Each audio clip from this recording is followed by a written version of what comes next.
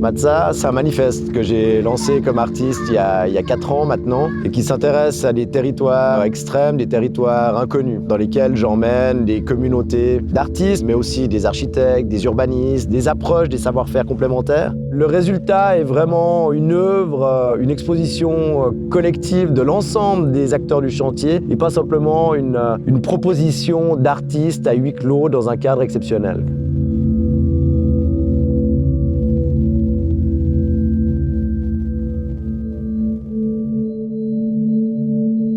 On dit que d'ici quelques années, la moitié de la population mondiale va vivre en ville.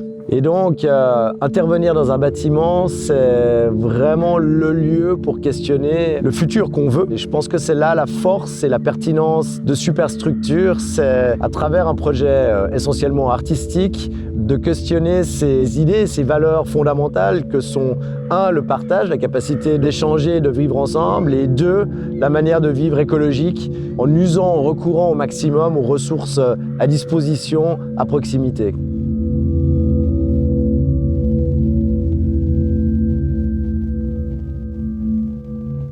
Avec l'espace chantier, on développe l'idée d'intégrer le développement durable sur les chantiers de construction, d'amener quelque chose à tous les gens qui travaillent sur le chantier.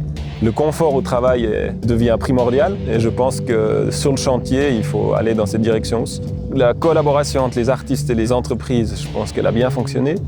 Ça a posé des questions aux artistes, ça a certainement intrigué tous les collaborateurs de toutes les entreprises.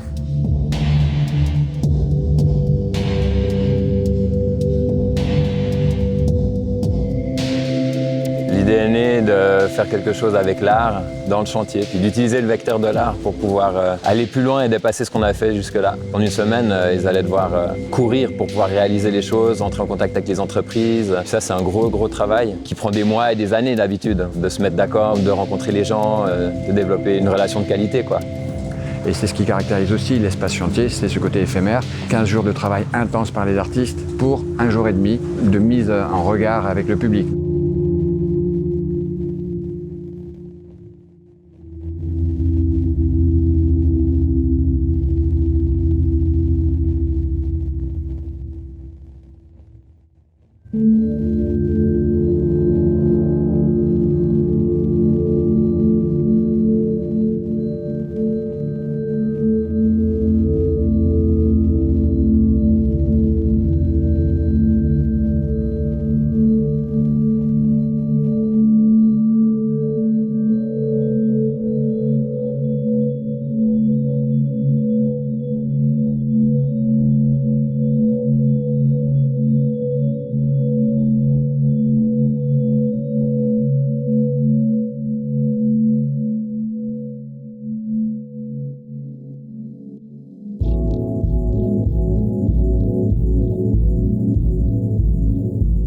Dès le départ, il y avait l'idée de vivre sur le chantier, qui est vraiment la vraie manière de pouvoir éprouver ces conditions de travail. Il y a vraiment cette idée de confrontation physique au territoire qui est très importante dans ce projet-là. On vit sur place, on a construit un bivouac sur le chantier, on s'adapte, on travaille avec les matériaux de chantier de manière la plus simple possible. Et puis surtout, on va chercher les savoir-faire des ouvriers, des corps de métier. Et c'est ça qui est une opportunité extraordinaire pour les artistes. On sort des ateliers, on n'est plus dans une galerie, on est dans un énorme corps vivant, donc on est vraiment sur un territoire extrêmement intéressant. Se réveiller à 6h du matin, 7h du matin, sous la neige, avec le bal des grues qui sont déjà à l'œuvre sur le chantier et les lumières de cette fin d'hiver. C'est 2 fois 7 étages, c'est 200 logements, ces constructions. Donc on oublie un tournevis, il faut refaire le tour. On a dû marcher des kilomètres tous les jours à transporter des matériaux. C'est un rythme qui est assez compliqué. Il faut comprendre très vite les enjeux du lieu, s'y adapter, trouver les volumes. Beaucoup de questions de sécurité se pose aussi, puisqu'on a voulu dès le départ finir cette résidence sur un événement public qui soit en mesure d'ouvrir finalement le chantier à la population. Et je pense que c'est ça qui a été le plus dur, mais c'est ça qui a été le plus fort dans l'expérience.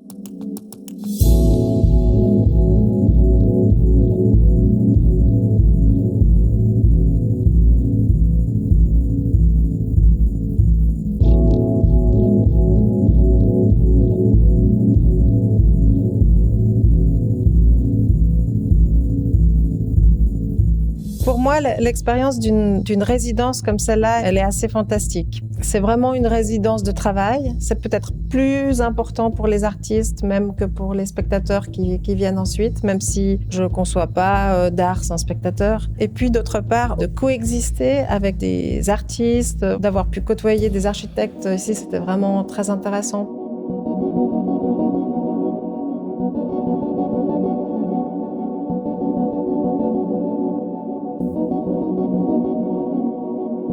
Le fait d'être là, de vivre, d'affronter le froid ensemble, en groupe, ça rassemble. On apprend à se connaître aussi plus vite, par les collaborations, par le fait de partager nos émotions de jour et de nuit. Ça ouvre des dialogues en fait. Donc ça a quand même assez bien fonctionné. On a été pas mal en contact avec les couvreurs qui sont ici sur le toit, qui étaient là tout le temps. Et il y a une bonne partie du projet qui a été complètement décidée ici et improvisée sur place.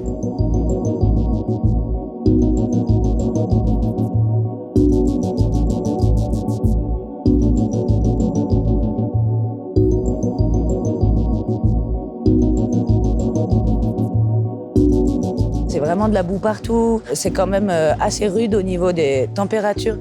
Mais en même temps, c'est ça le défi. On aurait fait ça en plein soleil, avec vue sur les montagnes. Ça aurait été trop joli. Je suis arrivée avec mon chien, qui s'appelle Perrault. Il y a des ouvriers qui l'appellent Oscar, c'est une blague. Je n'ai pas encore très bien compris pourquoi. Le chien, j'avais pensé que ça pouvait être un bon moyen de communiquer. Ici, ils parlent tous portugais, moi je parle espagnol. Donc c'était un peu compliqué, mais on va dire que ça a aidé quand même à communiquer avec eux.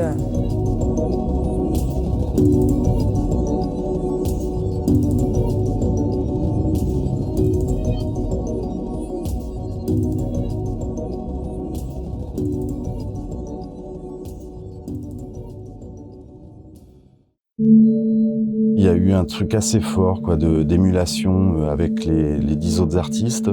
Personne ne savait vraiment ce qu'il allait faire, quoi. Les choses se sont mises en place très rapidement, quoi. J'ai rarement travaillé aussi vite, quoi. 2 jours pour avoir une idée et puis après 5 jours pour la réaliser, quoi.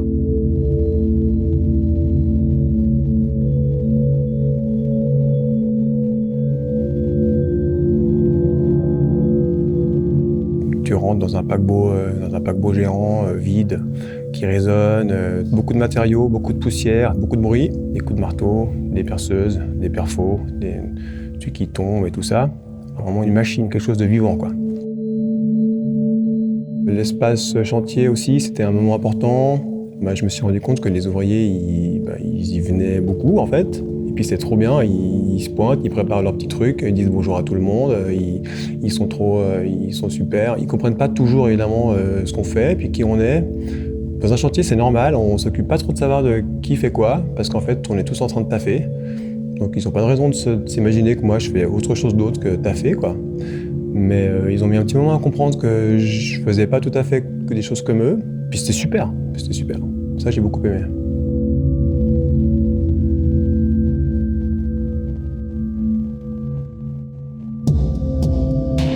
On a vraiment eu le soutien de tout le monde. Je pense en premier à la commune de Meyrin qui très tôt s'est engagée dans le projet. C'est des bâtiments qui appartiennent à des coopératives. Il y a une énorme réflexion qui a été portée et par les architectes et par les maîtres d'ouvrage sur le vivre ensemble, sur la manière de se projeter ensemble, qui nous a poussé à faire de ce dernier week-end de résidence un moment de chantier ouvert à la population. De faire finalement de ce chantier un moment de fête et de réunion et puis de mobiliser aux côtés des artistes à la fois la population et puis ces ouvriers avec qui finalement on a partagé ces 2 magnifiques semaines.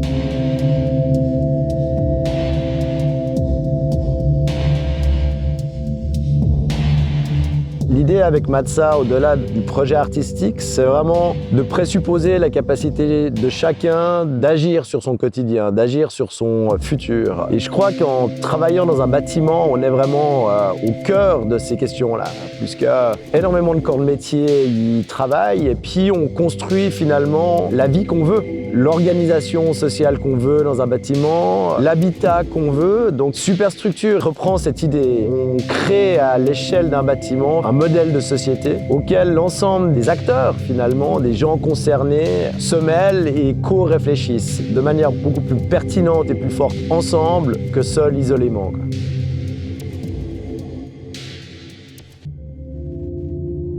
C'est réellement une chance de pouvoir vivre ça de l'intérieur, de pouvoir avoir accès à des univers aussi intrigants.